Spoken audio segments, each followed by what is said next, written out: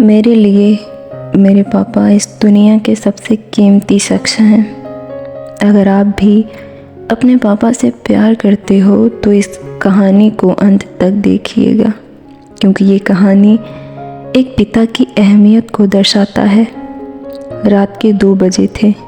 घर के सभी लोग गहरी नींद में थे, लेकिन मैं जाग रहा था। किसी डर की वजह से नहीं, बल्कि इसलिए क्योंकि पापा अपनी पुरानी सिलाई मशीन पर सिलाई कर रहे थे, जिसकी आवाज़ पूरे कमरे में गूंज रही थी। मैं चारपाई पर लेटकर छत को देख रहा था और सोच रहा था कि क्या कभी ऐसा दिन आएगा जब मेरे पापा सुकून की नींद सोएंगे। हम एक मिडिल क्लास फैमिली से हैं। मिडिल क्लास यानी वो लोग जिनका पेट तो भर जाता है, लेकिन सपने आधे अधूरे रह जाते हैं।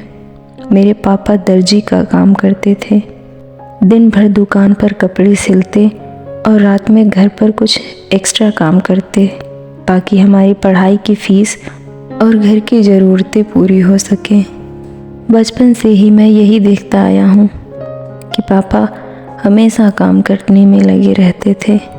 अगर मैं कभी अपने किसी दोस्त की बर्थडे पार्टी में जाने के लिए पैसे मांगता तो माँ प्यार से समझा दिया करती, बेटा अभी पैसे नहीं हैं, अगली बार ले लेना। और वो अगली बार कभी आता ही नहीं था।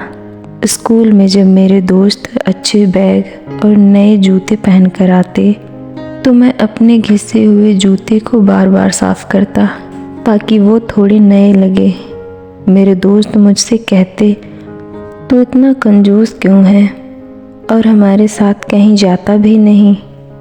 मैं उन्हें कैसे बताता कि ये मेरी कंजूसी नहीं, मजबूरी है। मैंने अपने पापा को कमाते देखा है, इसलिए मुझे पैसों की कीमत अच्छे से पता है। एक बार स्कूल में पिकनिक ट्रिप थी। स्कूल के सारे बच्चे जा रहे थे।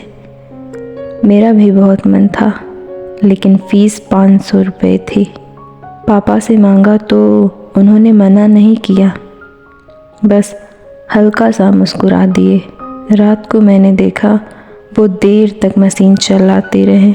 सुबह मैं जब उठा तो मेरे तकिए के नीचे 500 रुपये पड़े थे।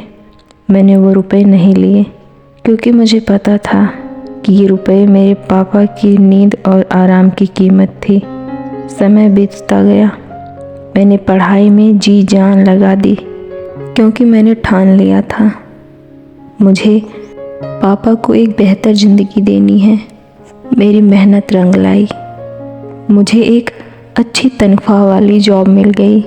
जब मुझे पहली सैलरी मिली तो सबसे पहले पापा के लिए एक अच्छी सिलाई मशीन खरीदी।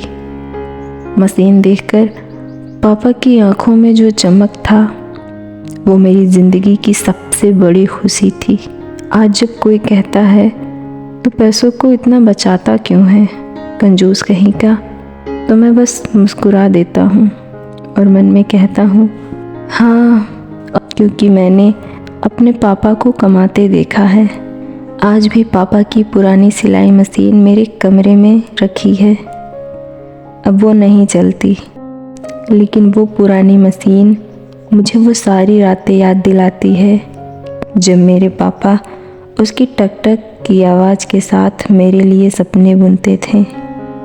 अब हालात बदल चुके हैं। हम पहले से बेहतर स्थिति में हैं। पापा को अब दिन रात काम नहीं करना पड़ता, लेकिन जब भी मैं उन्हें कपड़े सिलते देखता हूँ, उनकी आंखों में अब भी वही पुरानी मेहनत की चमक नज़र आती है।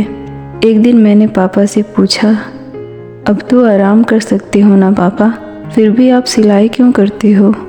पापा मुस्कुराए और बोले, आदत हो गई है बेटा, मेहनत करने की और तुम्हें आगे बढ़ते देखने की।